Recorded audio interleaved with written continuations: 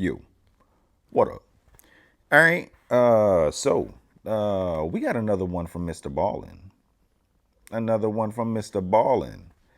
And this barn is filled with nightmare fuel. This barn is filled with nightmare fuel. Yeah. Yeah. You know, nothing good happens in a barn on MrBallen's channel. I think we've seen people get turned into gummy bears, fed to alligators or crocodiles. Yeah, nothing good happens in a barn here. Oh, man. What's about to be in this barn? I think we know what's about to be in the barn. Let's check it out. Here we go. No matter whether you believe this tragedy is the result of something paranormal or something normal and rational and explainable, no matter which way you feel, or maybe somewhere in the middle, the details of the story itself, the actual facts of the story, are horrifying. What actually happened to this poor family in the 1920s it's just one of the more terrifying 1920s. ordeals that I've ever come across. And it's crazy to me that it's a true story. Without giving too much away, someone or something shows up on this farm and it doesn't leave. One of the maids starts hearing strange sounds. They start looking for this person or this thing. They start seeing things moving around in their house, and there's every indication that someone is in the farm. Someone has snuck into the farm and is terrorizing us. And then on March 31st, 1922, whatever it was, finally attacks. This is the story of the Hinterkaifeck murders. Before we get into today's story, if you're a fan of the dark, strange, and mysterious delivered in story format, well then my channel is the one for you. That is literally all I do on this channel, and I upload 3 to 4 times every week. So if that is of interest to you, I would ask you to gently 360 no-scope the like button, subscribe, and turn on all post notifications so you don't miss any of 360 no-scope. All right, let's dive in. Back in the 1920s, there was a farmstead called Hinterkaifeck Farm that was located in southern Germany in a very rural, isolated, heavily forested area. So the occupants of the farm were the live-in maid and the Gruber family. The Gruber family was Andreas, his wife Azalea, their daughter Victoria, and Victoria's 2 children, Joseph and Azalea as well. And everything was going fine for the Gruber family and for their farm until the winter of 1921, when some very strange things started happening on their property. The first one to notice strange things happening around their property was their live-in maid. She spent the majority of her time in the main house, and she was alone a lot of the time. And she started to notice when she was alone that she would hear tapping, what sounded like in the walls. Not someone in another room tapping, but literally something in the walls. What? And she would go up and she would listen, and it would still be tapping, but she couldn't make sense of it. People in the And walls? then she started hearing a combination of disembodied voices and footsteps in the attic. And when she started hearing those footsteps and voices coming from the attic, she ran and told Andreas to say, hey, someone's in your attic. Andreas would go up. Even though he was skeptical, he'd go up to the attic and he would look, and not only is no one there, but it was this totally open space up there. There wasn't really anywhere to hide. There was no one up there, and there was no sign of anybody having been up there. There was no food. There was nothing.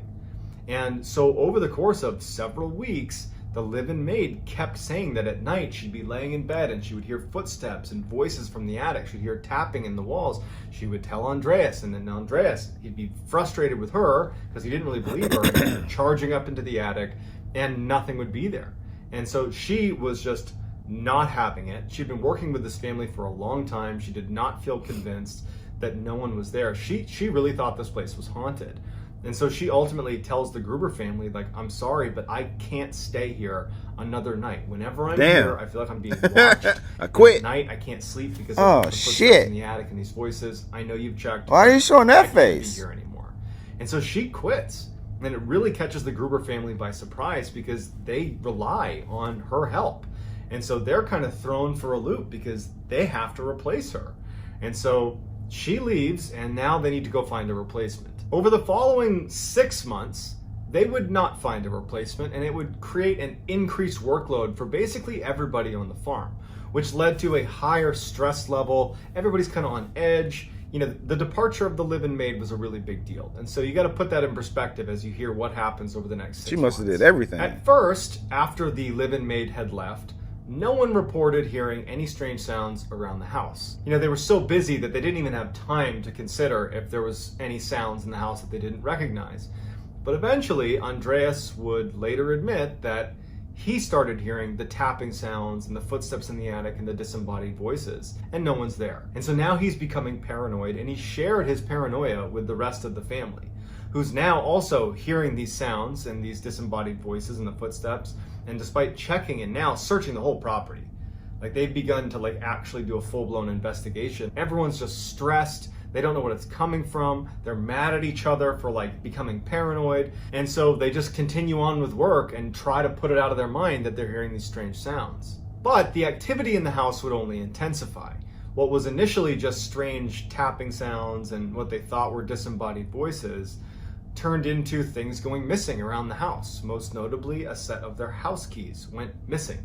And there's only so many people there. There's really not a good answer as to why they might go missing, and they only have a couple sets. It's a big deal to lose a set of keys, and they went missing and they couldn't find them. Once the keys went missing, the family couldn't stop thinking about the strange sounds in their house and wondering if there really was someone hiding in their house. And it was terrifying. They got the keys and now. then when young Azalea, one of the grandchildren, suddenly went missing one night, the whole family is in full panic.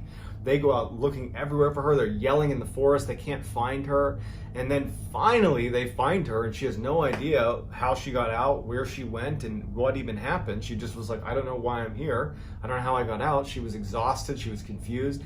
They brought her back to the house, and they're trying to get her to explain why you were doing that, and she can't.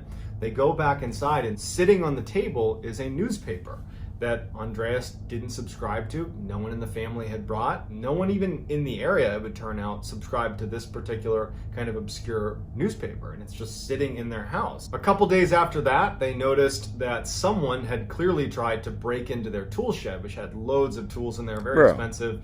There was a lock on the outside, and there was very deep gashes into the metal. It looked like someone had been, hacking away at the lock to try to break it open. But they're living in a very isolated part of Germany where there isn't much ambient sound, and so it was strange to them that someone had been so violent with this lock, hacking at this metal lock, presumably with something metal, and no one had heard it or reacted to it. None of the dogs had heard it, nothing. So just very confusing stuff is starting to happen around the property. But it would be what Andreas sees in the spring of 1922 that pushes he and his family over the edge from general paranoia to outright panic. So Andreas wakes up in early March of 1922. There was this huge snowstorm the night before. He gets up early and he goes to the back door of his house and he opens it up, and he can clearly see that there are footprints that have walked from the forest, which is pretty far away from his property. They have quite a bit of acreage. There's footsteps that are clearly coming out of the forest all the way up to the door that he has now just opened. And he's looking down at these footprints, and there's no return set of tracks. And so he's thinking to himself, well, whoever walked up to my house came into the house. So he shuts the door and locks it, and immediately goes and wakes up his family and says, hey, why are there footprints leading up to the back? Somebody in the house. Because there's no footprints going away. Someone came to the back door and apparently came inside. They're His still there. wife, his daughter, the grandkids, no one has a clue. The maid, nobody knows. They say, hey, we've been asleep. We have no idea. So now Andreas, he's obviously thinking about the strangeness that's happened in his house over the past couple of months. And so he's worried. So he opens the door back up and he looks and he's studying these footprints, and he's like, I just don't get it. You have to turn around and walk back. Otherwise, you're here. You're at the house. He shuts the door and he walks around his house. He looks at all of the different exits to his house. So he looks to see if there's exiting footprints, which is scaring him thinking about it, which means someone would have come into the house and jumped out a window or gone out another door, but he's just checking. And as soon as he makes sure there's no other footprints, he does a scan of his entire house. Because now he's convinced that someone's in his house. He goes to the attic. He goes all around. He's yelling. He's looking everywhere. There's nothing. There's no one in the house. The family's concerned, but there's no one in the house. So he keeps everything locked, And he goes outside and he starts tracking these footprints back to where they came from. And he walks all the way to the forest, and they just kind of stop abruptly. Like they just started kind of magically at the edge of the tree line and walked right up to his house, but there's no clear origination besides it's just in the forest somewhere. And there's also no clear sense of what happened once they arrived at the door. So after doing one more loop around his property, he goes in the barn, he goes in the shed, he goes back in his house, he's checking the attic, he's looking everywhere, and he can't find any indication that some stranger is here. He finally decides that he's going to tell someone about what's been happening at his property. And so they did have a neighbor, Lorenz Schlittenbauer, who was his closest neighbor, who was not really that close, but a couple hundred yards away. And he goes over and he tells Lorenz everything. I've been hearing sounds. My maid quit because she was hearing sounds. We looked in the attic. We couldn't find anything. Then we started hearing sounds. The keys go missing. There's this newspaper in my house. My granddaughter's running out in the middle of the night. She's disappearing. She doesn't know what's going on. These footprints. I can't make sense of it. And so Lorenz, also not knowing what to make of it, suggests like, hey, I have extra weapons. You want to take an extra rifle and arm yourself, protect yourself? And Andreas just says, you know what? No, I'm good. I'm going to pass on the take a weapon. I'm probably overreacting anyways, and I'm sure we're just fine. But it would turn out he was not just fine, and he probably should have taken up Lorenz on the offer. Yes. So just a couple of days after speaking with his neighbor about the weirdness happening on his property, the Gruber family got a little bit of good news, which was they finally were able to locate another maid, a live-in maid, to come stay with them to replace the one who had left because she believed the place was haunted. And so a few weeks later, on March 31st, 1922, this new maid shows up to Hinterkaifeck. But unfortunately, this would also be the same date a horrible tragedy unfolds at the Hinterkaifeck farm. Over the course of 24 hours, what is that? Someone or something was in the barn on Hinterkaifeck and was able to silently lure in members of the Gruber family one by one. Without telling anybody else what they were doing, they would walk over almost like in a trance into the barn where they would be struck in the head by something called a mattock, which is kind of like an axe. Blow to the head and they're down. As soon as they're down, whoever was in there, whatever was in there, would take their bodies and move them to the corner and lay them down, kind of square them up against the corner of the barn, and then cover them with hay. And then as soon as they were deceased, he would go, whatever it was, would go back and lure in the next person. So over a whole day, each of these members of the family were being lured into this barn where investigators, nobody knows what it was that was luring them in. They weren't scared when they went in. Their guard was down, and they would go in and then get hit in the head with this mattock until there was 4 people stacked up in the corner. And at that point, the remaining 2 people on the farm were still in the house sleeping, and whoever was doing this went into the house and used the mattock to end their lives as well. 4 days later, on April 4th, a repairman who was scheduled to come to the Hinterkaifeck farm shows up to repair the feeding machine. He goes to the door, he knocks on the door, and it's locked, and he can see lights on inside, he can hear the dog barking inside, but no one comes to greet him. Now, the feeder was outside of the main house, and it was actually on basically a public area of the farm, so he didn't need them to physically get to the feeder, and he knew how to fix it. So after trying the front door, going to the back door, looking in the windows and seeing lights, hearing the dog, but everything's locked, he just said, you know what, I'm just gonna do the job. So he goes into the area where the feeder is, he does the repair, and as he's leaving, he notices that the dog that was barking, that was inside the house, is now outside the house tied up. And so he goes over to that section of the house thinking, oh, well, now I'll knock on the door, and someone's sure to see me. And again, no one comes to the door, and the back door, that clearly must have just been opened to let the dog out, is locked again. And so he's like, man, that's odd. And so instead of just leaving, he finishes the job with the feeder, and he goes over to Lorenz Schlittenbauer's house, the neighbor, and he says, hey, just so you know, I was just over at the Gruber family's farm. I fixed their feeder like they wanted me to, but no one was there, but maybe somebody was there because the dog was inside, then it was outside. Don't know what's going on, but can you just let them know that I was here because I couldn't get in touch with them. But it prompts Schlittenbauer to go check on the Grubers because they haven't seen him in a couple days anyways, and so they figure they'll swing by and just make sure everything's okay. So they go over to Hinterkaifeck, and the lights are on in the house, the dog sure enough is outside, the doors are locked, and they see that the barn is actually open. So they go over to the barn, and in the barn, at first they don't see anything, but in the back corner underneath some hay are 4 of the bodies of the Gruber family. They go inside and they find the remaining 2 bodies, and no one else is there. Although there was signs of someone recently eating in the kitchen. The fire was lit, it was like the house was being lived in at that very moment. Although to Schlittenbauer and anybody that was there, they have no way of knowing that it's been days since the Gruber family had passed away. And so they end up leaving and getting in touch with authorities. So the police show up and they're able to determine with relative certainty that the tragedy took place on March 31st. But for 4 days afterwards, someone lived in the Gruber house, slept in their beds, ate their food, lit fires, lounged around inside. They played with the dog. They milked the cows. I mean, they lived Milked the in cows. this house. They ran the farm for 4 days. And other neighbors would even say that, we saw smoke coming out of the chimney on, April 3rd and April 2nd.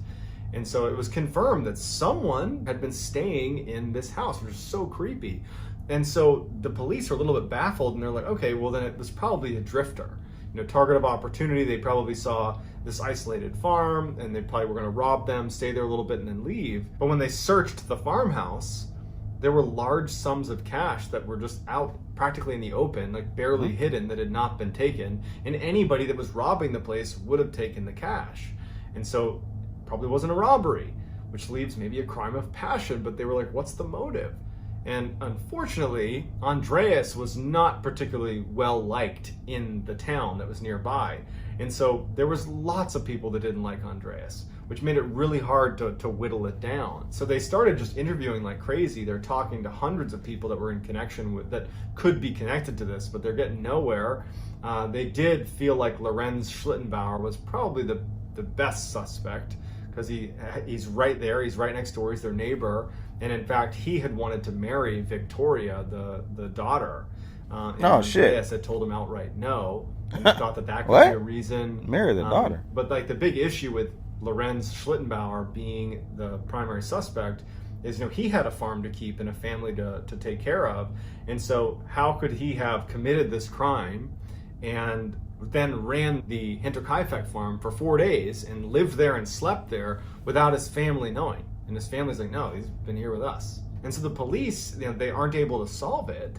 They don't really have any decent suspects. And so they kind of leave it with, well, whoever did this probably had been there for about 6 months, potentially, before they committed the crime, and then stayed there for a few days afterwards and then vanished.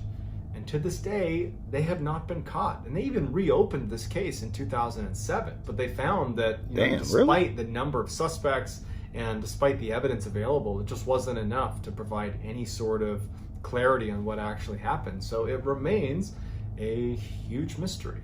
So like any other high-profile unsolved mystery, there are literally hundreds of potential explanations for what could have happened. But what I'm most interested in is what you all think could have happened. I will do my best to look through your comments, and I'll respond to the ones that are the most interesting or the most plausible. So please, if you would, in the comment section, let me know what you think happened at Hinterkaifeck. And if you haven't already, please...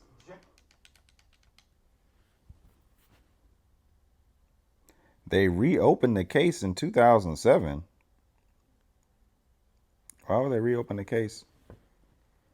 Usually, like, cases are reopened because new evidence is found or new witness or something new. Like, was something new found in that case from 1920? It's 87 years. To me, I mean, I didn't see anything paranormal in that story. The sounds, hearing sounds, somebody was in the house. Somebody was in the walls. Somebody was living on that farm. It was probably going back and forth from the barn to the house, to the barn, to the house. You know what I'm saying? When they were searching the house for what was making a noise, it was probably in the barn. And they were searching the barn, it was probably in the house. They was probably just played keep away. It was probably a big property they can move around on. Yeah, that seemed like people. No paranormal, ghost, aliens, spirits, demons. You know what I'm saying? That was a person. I don't know. That was a person that did that. I mean, now I don't know how he lured four members of the family, and then MrBallen didn't like specify like what he didn't say like what members of the family it was. He said four were killed in the barn, and then two were taken out when they were upstairs asleep. Was the parents the ones that was asleep in the bed upstairs, and then the kids, or were the kids one of the four? You know, why if it was paranormal, you would think that the spirits or whatever would be able to wake up the two people and lure, be able to lure everybody to the barn. Why did the spirit have to go up to up in the house to take him out? I don't know. That seemed like a person who did that. That seemed like a person. Then you milking the cows and I mean, come on, you starting fires and milking cows and you know what I'm saying? That's a person. You playing with the dog. The dog was probably fed. The dude that came there to do whatever type of repair said that he was there. 1 second the dog was inside barking, the next the dog was outside. It's like, come on now. That's a person. That's a person that was in the house. He was probably in there when he came. The husband should have took the offer, when he was offered weapons. Yes, yes, I'll take a weapon. I'll take multiple. You know what I'm saying? I mean, shit. Take them, take them weapons. But I mean, I don't know how, if he was either he was killed in his sleep or he was lured down to the barn. I don't know. I don't know. It's weird. That is a weird case. That is a weird case. But it's most likely a person or people. It don't have to be one person. It could be multiple people. But human. Human, not demon or spirit. It was human. It was a human that did that. It had to be. Man.